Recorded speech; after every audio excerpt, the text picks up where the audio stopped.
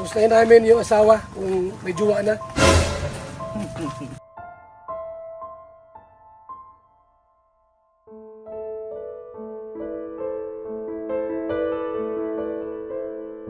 Kasi magpunta kami dito, wala.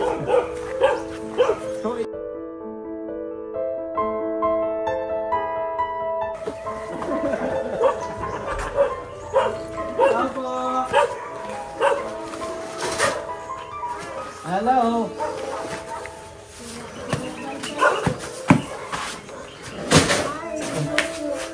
Pangulam. Pero kung may ano pa oh. May tilapia, lalaki pati ng tilapia. Salamat May langista po yan. Hi, Kuya Bal! Miss you po, Kuya Bal! Magandang hapon po sa lahat. Mas! O, Len, nandito sila, Len. Leng! Labas na, Len. Nandito si Nasa si Leng!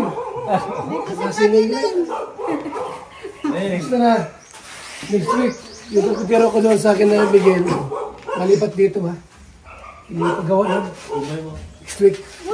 Hindi pa ako matulingan ako. Papabensi pa ako. Saan punta mo?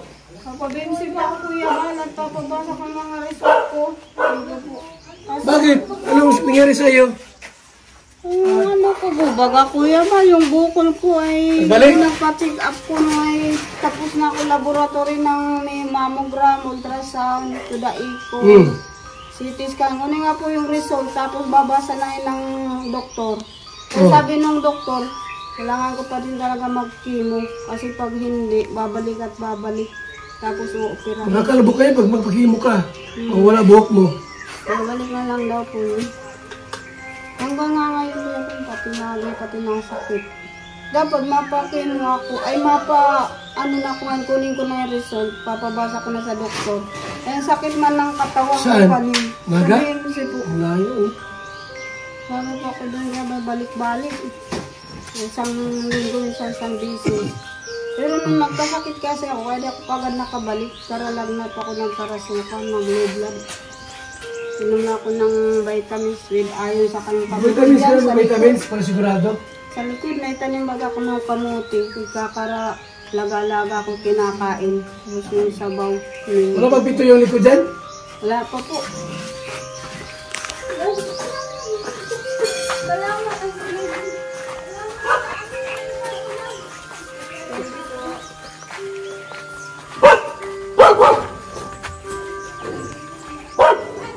After ano kay Legs. Dito yung karpintero na gawin lahat yan. So di ba kayo nalungkot?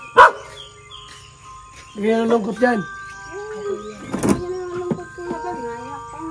Hayaan mo ta. Malalaki pong isda. Malalaki yan. Tilapia. Salamat po sa blessings, Kuya Bal. Salamat po sa blessing, Kuya Bal. May malalaking isda. May blessing na pera. Namiss naman si Pilal Paasay. Ano? Grabe. Yung nakakasama na. Nga po. Pag nanonood nga ako sa inyo, lagi ko naalala. Sabi ko, wala na si darling ko dyan. Naman, di mo nanangin. Mga bahay. Yan si Padi, ang Engineer Agol. Engineer Michael. Nakapalit. Salamat po, Kuya Bal. Nakabisita na po kayo. Oo, nagpunta kami rin, wala ka. Nga po, sarado. Punta kami dito, walang tao. Kala kasi pinunta ka ni Kuya kasi akala na mayroon ka ng kadate na iba. Oo. Sabi ba ni Kuya Bal, baka may boyfriend ka na daw. Bago. Ay, wala pa ako makita. Ang kasing bait at gwapo ni Brado pa. Walang iba. Nag-iisa man lang siya. Buti kung may kambal siya.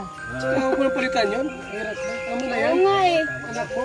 Kung mahirap na magkuha, mamaya Kasi eh. pag nag-asawa ka, yung bahay mo, kukunin niya. Bakit pa naman? Sige pa naman. Kuha sa iba yan. Oo nga, Kuya Bal. Sige, salamat po sa mga akin na blessing. Ay, sa may karpintero. Oh! Sino lang ito? Sino lang? Yung paas yan.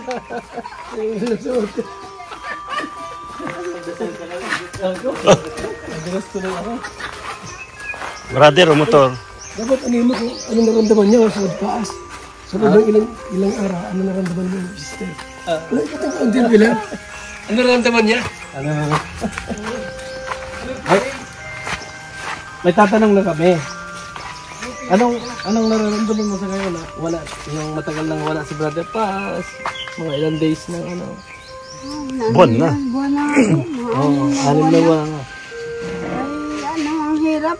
Parang hindi ko pa matanggap hanggang ngayon na wala na siya. Tapos, pag minsan namin miss ko siya, sinasabi ko bumalik na siya dito. Para bang sa isip ko lang nasa ibang lugar siya. Kasi pag inisip ko na nandun na siya sa cemetery, nalala ko nalulungkot. Ganun na lang ang isipin mo. Ay, kumusta naman yung pakiramdam niyo? Ito nga, masakit lagi ang suso ko kaya nag-undergo ulit ako ng check-up. Mahirap naman, mahirap. Sabi nga, ngayon pati madalas na nasakit yung dito ko. 3 araw nagsakit yung balakang ko. Tapos pag nagalaw ako, nasakit talaga. Opo. Sabi ko, sana wag na tumaging dahil sa buko niya. Lagi kayo nagpa-check up? Opo. Na nga ako. Tapos na mga check up ko, yung mga result, ipapabasa ko na.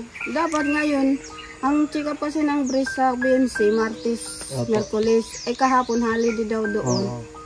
Ngayon sana, kasi ang sakit ng katawan ko, tulo ko kanina, kaya, pero di ko yung pinansin, nagdamo-damo kami dyan mag-ina kanina. Kumusta na yung channel niyo?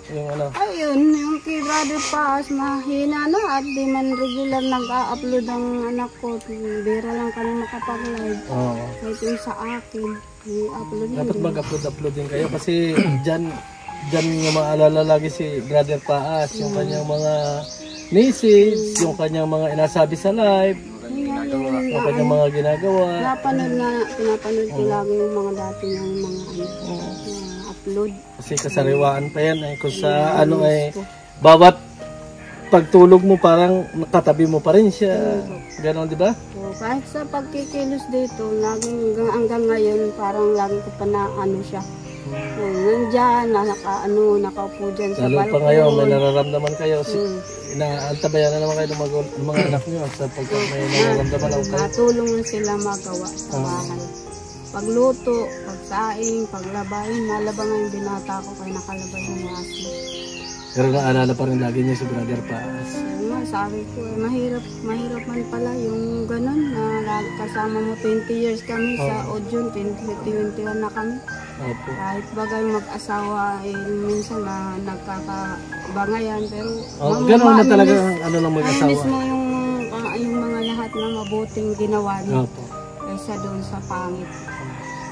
Naisip ko nga minsan, sabi ko, di bali sana ako magpunta sila sa malayo Kuya Bal at babalik pa rin. Ngayon, wala na balikan. Kaya sabi ko, kailan kaling babalik?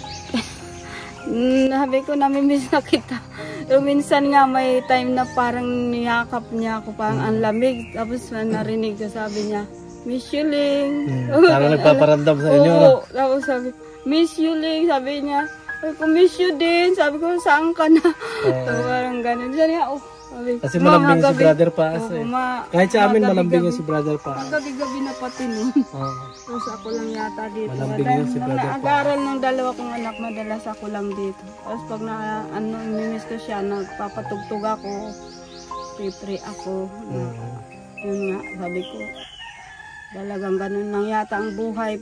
Kaya ngayon, sabi nga minsan, sabi ko, baka masunod na din ako dahil sa ganito nararamdaman ko. Pero kawawa naman 2 kong anak. Sibayan nyo. Sibayan mo yung loob mo. Kasi hindi nga madali ang sakit na cancer. Sabi yung doktor. Alam natin yan. Pero kung panghihinaan kayo ng loob, paano yung 2 mong anak? Di ba? Sabi ko nga, ayaw ko nga sana po. Sabi yung doktor, kailangan magpakimo talaga at operahin na yung suso. Iba pa rin kasi na yung iba pa rin kasi yung halimbawa, katulad yan, wala nga si Brother Paz, iba pa rin yung may gumagabay sa kanila. Kasi napakahirap nung ulilang lubos na magdedesisyon sa lahat ng bagay, lalo na kung halimbawa katulad yan, babae yung panganay nyo. So sa lahat ng mga kilos, yung lalaki ang nanatiling kumakatawan dyan bilang isang pamilya, ay kabata pa, di ba? Halimbawa, katulad itong bahay na ito, talagang pagmamay-ari halos ng bunso. Yung mga permahan ng mga lupa-lupa, lahat ay siya. Yun talaga yung kaya tibayan mo. Huwag kang panghinaan ng loob. Basta ang sabihin mo, matibay ka. Kasi ano sabi ni Brother Paas? Kapag mahal ka ng Diyos, hindi ka niya pababayaan. Diba? Yun ang lagi sinasabi ni Brother Paas. O, yun na lang lagi ang itanim mo sa iyong isip. Na nandyan lang si Brother Paas, lagi nakatingin sa inyo. Diba? Pakimo kayo kung ano, gano'n. Ilang taon na kayo? Hindi man madali mag-chemo kasi bukod sa pabalik-balik doon na Schedule. gastos baga ay once a month daw yun na chemo, 8 session. Opo. Then nandun, radiation daw. Pagkata radiation, saka daw tatanggalin ang breast. Opo. Huwag na kayo umiyak. Kami po pupunta na. Po, pag napunta ko doon, naiyak talaga ako kasi kung pupunta ko doon, ako lang, wala ko kasama. Hindi ako masama ng anak ko kasi minsan natutulog ako doon. Natatapos ng isang araw, pag sinama ko yung isa sa kanila, wala mang kasama yung isa dito. Minsan natutulog ako doon, may kaibigan. Naalala mo si Brother Paas pagka ganyang mga lakad, no? Opo. Kasi Sabi alam niya, namin na sasamahan niya ako, tapos may kumusta yung lakad mo? Anong sabi ng doktor? naalala namin yung pagkasama namin si Brother Paas eh. Sabihin nun, nagkain na kayong aking mag-ina. Sana ganito yung aking mag-ina. Chat siya nung nagkain. Ganon din ang iniisip na yun ni Brother Paas na inaantabayan ng tinitingnan kayo. Ano bang kalagayan ng mag-iina ko? Ay kung makikita nila ni Brother Paas na masaya kayo, okay kayong mag-iina, masaya na rin si Brother Paas. Pero kung malungkot kayo, napanghinaan ka ng loob, malulungkot din si Brother Paas. Kaya sikapin mo na maging masaya. Nandun na tayo eh. Nandun na yung buhay eh. Kasi lahat tayo pupunta doon. Yung pagsubok na darating uli sa atin, yun ang ating paglalabanan. Kasi lahat naman talaga tayo pupunta doon. Una-una lang talaga. Kaso lang masyadong bata pa si Brother Paas na nangyari sa kanya. Ano? Pero adyan ang Panginoon, ibig sabihin, mahal na siya ng Panginoon, ayaw na siyang maghirap. Kaya siya ay kinuha na. Siya na, punta na kami, ano? Basta, ano po ha? Ano po kami?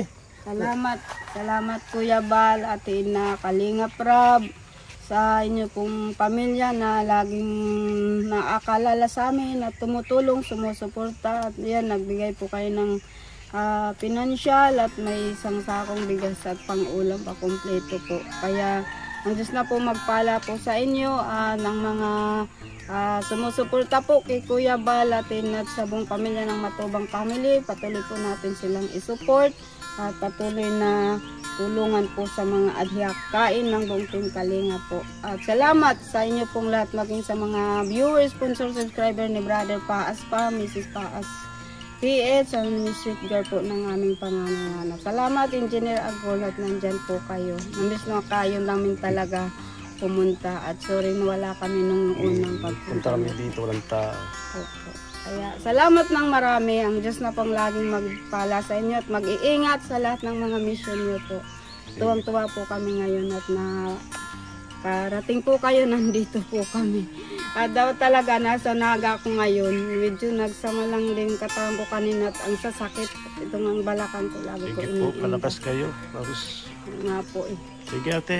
Sige, na po kami. Engineer. Ingat po Salamat kayo dito. Sige po. Thank you po. God bless. So, ayan po mga kaibigan, mga kalingap. Natalo po natin sila Marites, ang may bahay ni Brother Paas. At kinumusta po natin, binigyan po ng kaunting tulong. Maraming salamat mga kalingap, mga kaibigan. Babay muna. Pangsamantala, mabuhay. God bless.